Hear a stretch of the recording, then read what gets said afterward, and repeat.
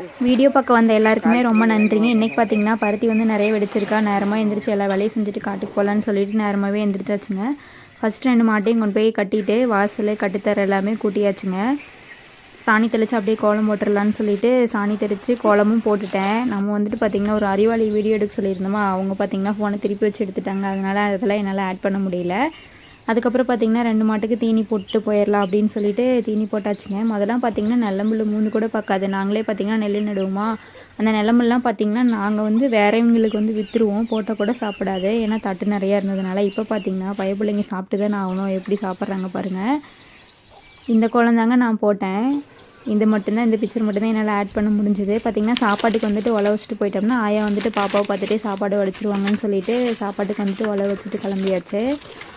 டெய்லியுமே பார்த்திங்கன்னா நாங்கள் காலையில் சாப்பாடு வந்துட்டு எப்போயுமே விறகடுப்பில் வச்சு கஞ்சி வடிச்சுக்குவோம். ஏன்னா நம்ம ஏதோ ஒரு வேலை செய்கிறதுனால கஞ்சி வடித்தோம்னா கஞ்சி குடிச்சிட்டு அந்த வேலை செஞ்சோம்னா இன்னும் கொஞ்சம் தெம்பாக இருக்குன்னு சொல்லிட்டு மேக்ஸிமம் பார்த்திங்கன்னா வெளியே வச்சு செஞ்சுருவோங்க.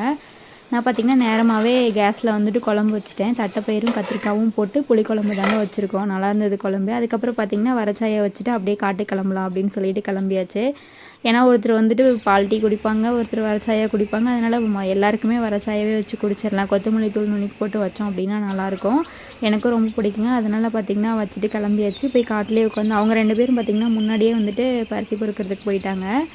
இவர் தான் பார்த்திங்கன்னா மச்சாண்டாருங்க. நாங்கள் வந்து காட்டுக்கு வரமோ இல்லையா, அவர் பார்த்திங்கன்னா எங்களுக்கு முன்னாடி நேரமாகவே வந்துட்டு பருத்தி பொறுக்க ஆரம்பிச்சிருவார். நாங்கள் எங்கேயாவது வெளியில் போயிட்டாலுமே பருத்தி பொறுக்கி வச்சுருவார். 2 பேரும் பார்த்திங்கன்னா நின்றுட்டே டீ குடிச்சிட்டு பருத்தி பொறுக்க ஆரம்பிச்சிட்டாங்க. ஆனால் நம்மளுக்கு அப்படி இல்லைங்க, சூடாக இருக்குதா, அதனால் ஊதி ஊதி ரொம்ப நேரம் டீ குடிச்சிட்டு இருந்தேன். மாடு கழனி தண்ணி குடிக்கிற மாதிரி எப்படி உறிஞ்சு உறிஞ்சு குடிச்சிட்ருக்கேன் பாருங்கள். டீ குடித்ததுக்கப்புறமா அதுக்கப்புறம் பசிக்கும் இல்லையா, அதுக்கு சாப்பிட்றதுக்கு வந்துட்டு பலாப்பழம் வந்துட்டு வாங்கினது வீட்டில் இருந்ததா, அதையும் வந்துட்டு காட்டுக்கு எடுத்துகிட்டு வந்தாச்சு. பசிக்கிறப்பெல்லாம் கொஞ்சம் சாப்பிட்டு தண்ணி குடித்தோம்னா கூட கொஞ்சம் தெம்பாக இருக்குன்னு சொல்லிட்டு நானும் எங்கள் வீட்டுக்கார் மட்டும் பருத்தி பொறுக்க வந்தேன்னா வெயில் அடிக்குது, இல்லைன்னா பசிக்குது, சலுப்பாக இருக்குது அப்படின்னு சொல்லிட்டு ஏதோ ஒரு காரணம் சொல்லிவிட்டு சீக்கிரமாகவே பார்த்திங்கன்னா வீட்டுக்கு கிளம்புறதுக்கு தான் பார்ப்போம். ஆனால் இவர் பார்த்திங்கன்னா எங்கள் 2 பேரையும் திட்டி பருத்தி எல்லாத்தையும் பறிக்கிட்டு தான் போகணும் அப்படின்னு சொல்லிட்டு திட்டி எப்படியோன்னு பருத்தி எல்லாத்தையுமே பொறுக்க வச்சுருவாருங்க. நாங்கள் பார்த்திங்கன்னா 3 வெயில் வந்து பருத்தி போட்டிருக்கிறோம். காய் பார்த்திங்கன்னா அவ்வளோக்கு ஒன்றும் பிடிக்கலங்க. ஏன்னா மழை சுத்தமாகவே கிடையாது, மழையே பெய்யல, வெறும் வெயில் மட்டும்தான் அடிக்குது. ஏதோ கிணத்துல கொஞ்சம் தண்ணி இருக்கிறதுனால எப்படி ஒன்று சமாளித்து பருத்தியை வந்து இந்த அளவுக்குனாச்சும் காய் இருக்குது அப்படின்னு சொல்லிட்டு சந்தோஷப்படுறதா, இல்லை ரொம்ப வந்துட்டு காயெல்லாம் கம்மியாக இருக்குதுன்னு சொல்லிட்டு வருத்தப்படுறதானே தெரியல. ஏன்னா பார்த்திங்கன்னா மானாவாரியாக வந்துட்டு வெள்ளாமல் பண்ணியிருப்பாங்கள்ல, கடலக்காய், தட்டைப்பயிறு, பச்சைப்பயிறு எல்லாமே பார்த்திங்கன்னா தண்ணி இல்லாமல் எல்லாமே காஞ்சி போச்சு. காய் காய்க்கிறதுக்கு முன்னாடியே நாங்களே பார்த்திங்கன்னா ஊருக்குள்ளே வந்துட்டு இன்னும் கொஞ்சம் காடு இருக்குது, அங்கே பார்த்திங்கன்னா சோளம் விதைச்சிருந்தோம் மாட்டுக்கு. சோளம் வந்துட்டு விதைக்கிறப்ப அது முளைக்கிறதுக்கு மழை பெஞ்சது தாங்க. அதுக்கப்புறம் மழை சுத்தமாக பெய்யவே இல்லை. இப்போ 1 மாதம் 2 மாதமே ஆகிப்போச்சு. இந்நேரம் அந்த சோளம்லாம் கருகி காத்தோடு போயிருக்குன்னு நினைக்கிறேன். எல்லோரும் வெள்ளாமையுமே அப்படி தாங்க. அதனால் வந்துட்டு நம்ம பருத்தினாச்சும் இந்த அளவுக்கு காய் காய்ச்சிருக்குது, பரவாயில்ல அப்படின்னு சொல்கிறாங்க. நாங்கள் பார்த்திங்கன்னா பொதுவாக பருத்திக்கு எடுக்கிறதுக்கெலாம் வந்துட்டு ஆளே வைக்க மாட்டோங்க. ஏன் அப்படின்னா நம்ம நேரமாக 6 மணிக்கு வந்து ஒரு 10 மணி வரைக்கும் தான் மேக்ஸிமம் எடுப்போம். வெயில் அடிச்சுது அப்படின்னா 9 மணியே அதிகங்க. ஒரு வேளை மோடமாக இருந்ததுன்னா 11 மணி 12 மணி வரைக்கும் கூட பருத்தி எடுப்போம். ஆனால் வந்துட்டு இந்த டைமுக்கு நேரமாக யாராலையும் வர முடியாது. 9 மணிக்கு தான் வருவாங்க. 9 மணிக்கு வந்தாலும் 2 மணி வரைக்கும் வேலை இருக்காதுங்க. ஏன்னா பஞ்சு வந்துட்டு தனியாக எடுக்கிறதுக்கு வந்துட்டு ஆள் வச்சு 250 ரூபா கொடுத்தோம் அப்படின்னா செட் ஆகாது. இங்கே பார்த்திங்கன்னா காலையில் 9 மணிலேருந்து 2 மணி வரைக்கும் 250 ரூபா. பஞ்சு பார்த்திங்கன்னா அந்தளவுக்கு எடுக்க முடியாது. ஏன்னா ஒரு கூடையை வச்சு உட்காந்தாவே 1 மணி நேரத்துக்கு மேலே ஆயிருக்குங்க. நாங்கள் பார்த்திங்கன்னா நைட்டு ஃபுல்லாக உட்காந்து, நைட்டு ஃபுல்லாக இல்லை, வேலையெல்லாம் முடிச்சுட்டு மதியான நேரம் நைட்டு வந்துட்டு ஒரு 12 மணி வரைக்கும் எல்லோரும் சேர்ந்து பருத்தி எடுப்போம். அப்போ தான் எடுக்க முடியும். காட்டில் இருந்து கூட சீக்கிரமாக பொறுக்கிட்டு போயிடலாங்க. ஆனால் வீட்டில் வந்துட்டு தனியாக பஞ்சு பிரித்து எடுக்கிறது தான் கஷ்டமான வேலை.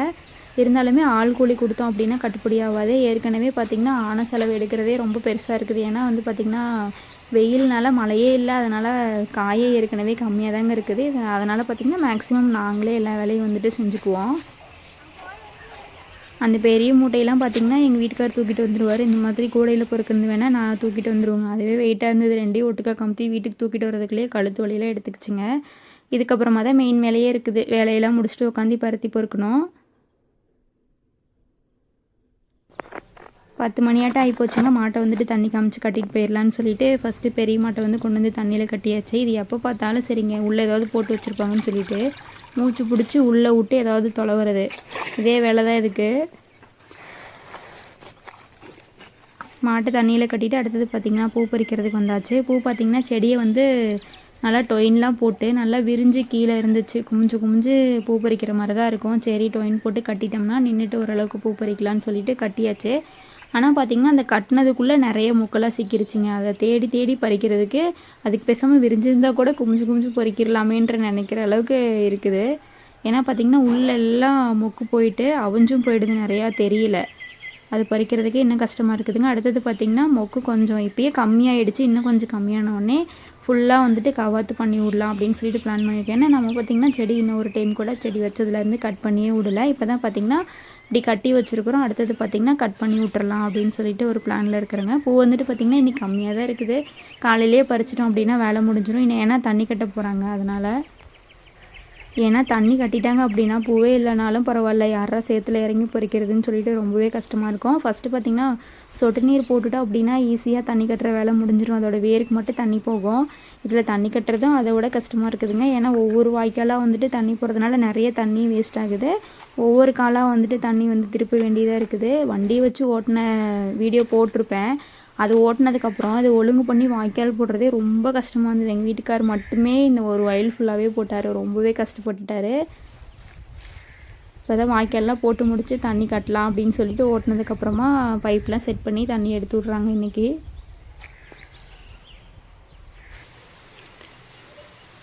பூ ரேட்டு பார்த்திங்கன்னா இந்த 10,000 12,000 5,000 இதெல்லாம் பார்த்திங்கன்னா ஏதோ ஒரு டைம் தான் விற்கும் போல். மேக்ஸிமம் பார்த்திங்கன்னா 250 300 400 இதே ரேட்டு தான் போயிட்டுருக்குது.